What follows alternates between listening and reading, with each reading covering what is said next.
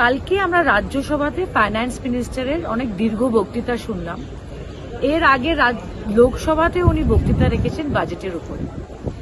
দেশের স্বরাষ্ট্রমন্ত্রী বাংলার কথা বলেছেন রাজ্যসভাতে, কিন্তু অত্যন্ত দুঃখের ব্যাপার যে দাবিটা আমাদের মাননীয় সাংসদ এবং national general secretary Abhishek Bandyopadhyay 140 দিন থেকে চাইছেন যে একটা হোয়াইট পেপারের মাধ্যমে বাংলার মানুষকে জানিয়ে দিন যে আপনারা কত টাকা দিয়েছেন। 100 ডেজ জব হোক, আবাস যোজনা হোক, 2021-এর পরে 1 পয়সাও ভারত সরকার বাংলার সরকারকে দেয়নি।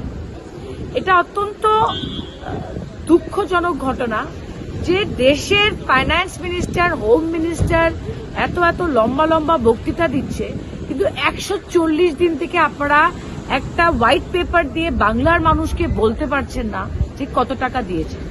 এটা আমরা প্রতিবাদ জানালাম এবং পার্লামেন্টে যদি সত্যি তথ্য রাখতে হয়, white paper is the way, যেটা আমাদের নেতা অভিষেক বন্দ্যোপাধ্যায় বারবার বলছেন।